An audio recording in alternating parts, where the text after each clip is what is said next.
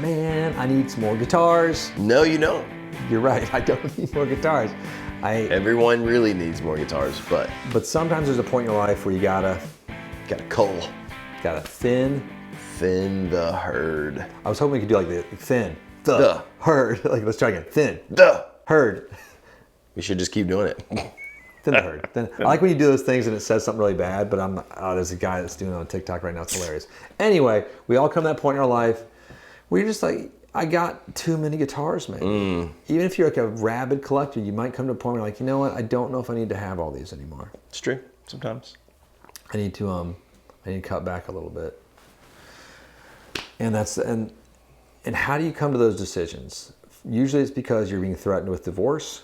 Sometimes. Your partner, your living human with you, or living object, whatever it is, your spousal unit. Maybe if you can't like walk through certain rooms because you have guitars. There is a friend of mine in California. He's a glue manufacturer named David. Okay. And he lives on the water, and he has a ton of really high-end acoustic guitars against the window. And he's one of the biggest glue manufacturers in the country. I find him pretty awesome. He might be moving to North Carolina. Hope so. It's kind of awesome. So anyway, but he has a lot of guitars. So I don't even know how he would even think about starting it. How do you start? How would you start? You've done this before. For me, and I've talked about this before, for me, I was trying to consolidate, right? Instead of having all these guitars that were sort of kind of okay and kind of did sort of the same things, I went to get rid of those guitars and just buy like the staples that were like awesome, that I loved, that no matter what I picked up, I was like, oh, I'm so excited to be playing this, which is sort of what I did. So, you know, when I would get my eye, and most of the time for me, it hinged around like I had my eye on something over here. So I'm like, okay, these 3 guitars, that's gonna do this thing better. I never play this. This I'm not in love with. I'm willing to let it go, or it, you know, drives me crazy. And financially, you're able to, like, you know, pivot 2 guitars into this one guitar one you awesome want that guitar. will fit the bill. Right. And you've kept your big sort of stunners, and like your Fender Strat, you've kept. Yes. Which don't sell that. That's a really special one. I'll never sell that. And then I've had that Telly for. The Telly's great. That was the first one I started doing that with, right? The first custom shop I ever bought. And I've had that guitar a long time now. So yeah, that is my guitar. I can't imagine. Yeah, the 335 is fairly new. It's fairly new in the world of guitar. Yep. Not new for like a lot of the ravenous guitar buyers. Right. But then you've gotten rid of a lot of guitars. I have. And was it painful to get rid of them? A few. I feel like it wasn't painful for you just like when you decide to sell your amps, so you're just like, I'm done, I'm selling them. When I sold the Nash. Yeah, you just sort of. I was like, I'm just done with it. I don't tend to. Do you ever make that switch in your head when you're done with something? That's me. Like I'll agonize about it, and then one day I'm like, yep, nope, I'm doing it, and then I'm just over that thing. I definitely can do that too. That's how you're supposed to date in life too. It is. It's like when you're dating, like once it's over, you just end it. It's over. It's like I'm that way. I love movies, as people that watch this know. Like when I'm watching a movie, if I'm not in it by 10 minutes, like I don't have time to watch it. Rip off that Band-Aid. I turn it off and it moves on. And I agree with guitars, you need to do that. Now, what about sentimental pieces though? Like, you know, I recommend don't sell the pieces that are like a family heirloom. No. That's something we deal with lots of people selling guitars to us and trading, and I always try to discourage it. I have this one beautiful young lady who has a vintage 1939, I think, Martin, that she wants to sell to us, and I would love to buy it, but I don't want her to sell it because it's her father's, and right. I'm trying to encourage her to keep it. She's like, the nut width is too wide. I don't like it. It's, I don't know. We're like the worst business people sometimes. I remember talking to a guy. This is you specifically. Talking to a guy out of was it like a vintage 330 or something one time? He was trying to sell us, and we were going to make him a pretty cool deal for what he wanted. And we were like, no, this is your dad's. Maybe you should just hang on to it. It's gonna increase the value. Worst business decision ever. And boy, have they increased in value. This was like pre-pandemic. Yeah, this was like in, 2000, maybe that was like 2017, maybe 18, somewhere in that neighborhood. Yeah, it's like, I mean, my mind's already thinking about it because I'm talking with someone about vintage guitars later today in about 45 minutes. So I'm thinking about like vintage stuff. So I got to steer out of that. But no, like even like Sean, who works here, he's been thinning his herd out. Yeah. Which is neat because he has a bunch of sort of like junk guitars. Yes. He buys a bunch of guitars, mods them. Some are sort of trashy. Some are sort of like And then he has some decent ones too, in that sort of $550 range that he's played for a while. And then he just kind of like, when he's done with them, he sells them. Yeah. And he sells them for a pretty good price. Like he's done some custom art for him, so he gets exactly what he put into it. Right. People see it and like, I want that. Cool. Here you go. It's what I paid for it. So I'm making a ton, but he's getting out of it. He's getting exactly what the guitar, which is not normal. No, it's not normal at all. No, not normal. Usually, even if you modify it, I'm really not sure how he manages to do that, but whatever. He did a great mod on that one. It looked really cool. The mods were neat, and I would have played the heck out of that guitar. Yeah. It was a Gretsch Streamliner. Yes. The guy has it. He's at Belmont right now in Nashville, Right. Tennessee. So if you know a weird dude with a hand-painted Gretsch Streamliner, that's sort of a burnt, brownish red, rose red. Now you know where it came from. Came from Casino, from the hands of Sean. I don't really ever thin my herd. My herd just grows, but it grows slowly. It's a very bushy, unruly herd. It's. What? I was just thinking of like 70s movies. That's all I'm going to say when you said that. I was like, man. It's a wild herd. Because I remember when I went to this is a side story, I'm sorry, just don't get upset with me. It's I went to my wife's house in Lexington. Like, you went to the basement, she's going to kill me for this. But her grandfather had a collection of all the old vintage Playboys. And it was out on this dining table in this nice finished basement, bigger than any house I'd almost ever seen. And but all of them from decades. You could watch the transition of people's self-care through the decades, and I thought it was really neat. And we could. I mean, it was just fascinating to see that. Like, that was a thing, like magazines that like, and I love it. Anyway, back to guitars. History. So I don't really thin my herd much at all, but I slowly acquire things. I don't buy many things at all. I'm very like, even when we went to the guitar show, there was like 3 things I wanted. Right. But I chose not to. I kind of regret not getting the AC10. That was cool. But it had so much work done to it. And it had been right. It had been wasn't fire the stuff. AC10 No, anymore. yeah. There was like a new covering. Everything had been redone and stuff. But anyway. But I like your sort of approach to it. And I feel like, like I want to be at the point now in my life. Like before, a lot of what drove those decisions for me was gigging, right? Yes. But so now that I feel like You're very practical. I'm very practical. Yes. But now that my main bases are covered, I don't have anything. Plus, I always used to view gear as capital, right? Like, oh, this is the way that I can get this thing over here. Do you know what I mean? I would always try not put very much of my own money into a new acquisition, because I would always have things I was either out of love with, or I just didn't want anymore. It wasn't as useful anymore. Maybe I'm not playing that band anymore that I loved this thing in. But I just think about you getting fired from bands. That makes me happy. Every day, every other day. Hey, Jonathan, we're not going to need you again. When I was fired from that because you're Skinner horrible. cover band, then I was a teenager. That made me sad. They're all old dudes. They were like 30, which is old to a teenager that's 15. Yeah. But I remember showing up to practice one day with my little red knob evil twin, and they're like, "Yeah, they had somebody else there. It was just like School of Rock. It was just like that when you showed up for me. The guy had like on the little leather devil wings or whatever, like just, and he had this beautiful chest. He had a big barrel belly. But that for a Leonard Skinner band, that's beautiful. That's what you need. Anyway. It's a beautiful man. No, but anyways, but now I want to kind of just, maybe it takes longer, but you just acquire nice things you'd like to keep and maybe give to your children. You're starting to get that sort of sickness I have too. Yeah. It's like, we got great guitars. I have great guitars. Amps. God, There's so many great amps. I hate that I love them, but I do. Because you don't see this on camera. There's amps literally all around us on our lefts and rights too.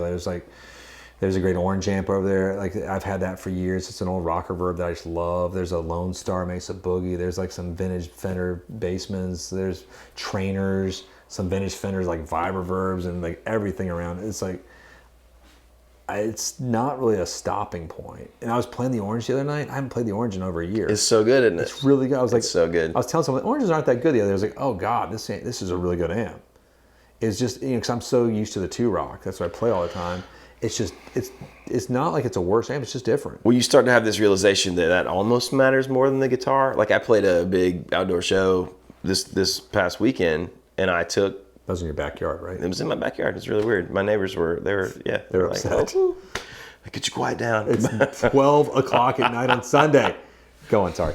But I'm so used to, for years, 6L6 Fender-y amps clean with pedals, and I didn't do that. Did you get the Super 15? I did. And this was like a, I didn't know you did that. I did, and I ran all the, stuff in the effects loop, which I almost talked myself out because, we had to get off pretty quick, right? Because multiple acts, and I was like, nope, doing it, effects loop, done. I barely touched an overdrive pedal, and it was sort of glorious. Good Lord. Here, wait, I just realized we're supposed to be talking about thinning the herd. Now we're talking about expanding.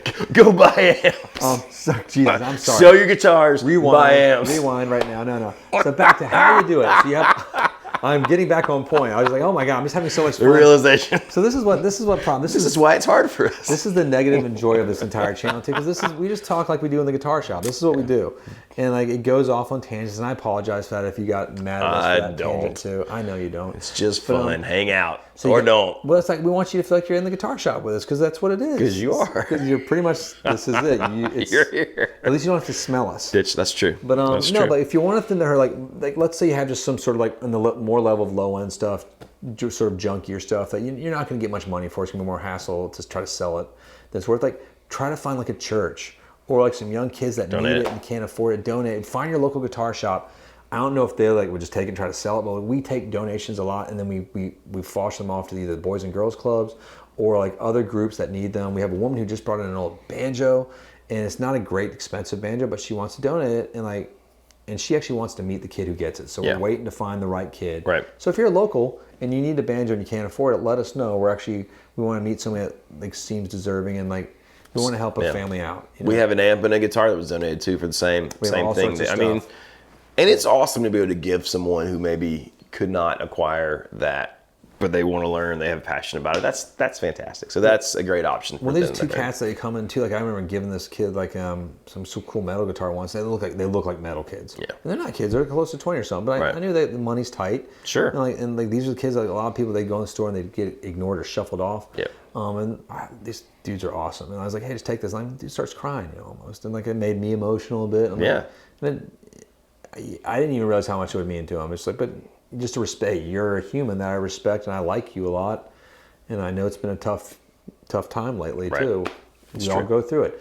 Other things, if you want to sell them, check your local music store. I'd say like, if you have a reputable one, that's awesome too. Like, you can sort of comp what you're going to get through Reverb. Yeah. Find out what like the sort of like the baseline is not what they're being asked for. You can look at that. Sold prices. What the sold prices are. You're going to be a little graph at the bottom. Yeah. Realistically, you'll be offered 60% of that. Yes. That's sort of like the going rate from a guitar retail shop, so they can actually take it on, photograph it, take the time to inventoryize it, and inventoryize. That's not a word. Inventoryize. It should be though. That's our new word. Inventoryize, and then sell it. I'm such an idiot. Now, what else can you do? You could put it on the good old marketplace on Facebook. Or, if it's really a trash guitar too, and it's completely beyond salvage, you can blow it up. You can blow it up. You can definitely destroy it. And we've done that before too, and it's as fun as it sounds. No, it is. It actually is. We've smashed them, we put M80s on. But blowing it up, that's the way. Or if you have a high-powered rifle, which unfortunately some of us do, we've blown the guitars up too. God, we should have filmed that. We'll do that next time. Next time we're gonna pack it with that tannerite stuff. Oh yeah, that's weird. So that and we're gonna put it in a field. And don't get mad at us. Disclaimer: these are not guitars that are in any way playable. No one wants these guitars. Yeah, no. Everything's destroyed. If it's electronics are destroyed. If it's acoustic, it's not fixed. These are like the guitars. If you gave them to a kid and they tried to learn, they would be like, "Screw this! No one could ever play," and they quit. Right? Because they're just Or my other secondary instrument, which is tin whistle, which I'm not kidding about, by the way, because it's awesome. He loves to blow the old whistles. I love the tin whistle, man. Irish music is my jam. Wait, what were we talking about?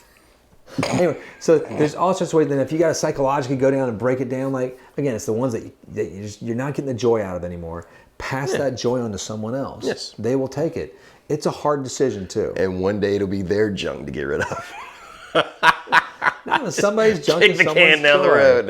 No, it's amazing. But I'm a very careful acquisitions guy. When I bring in something to my collection, it usually is like it's thought about, and there's a reason. There's a sentimental reason or just a tonal reason. I'm like, ooh.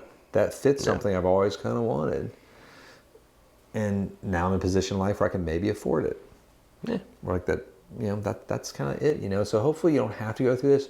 If you do, if you're being forced to because of the partner that you live with domestically makes you, I feel for you. There's a hotline. It's it's our phone number or our email. Just shoot us. That's your hotline. We'll talk you through it. We'll talk you off the edge. That's right.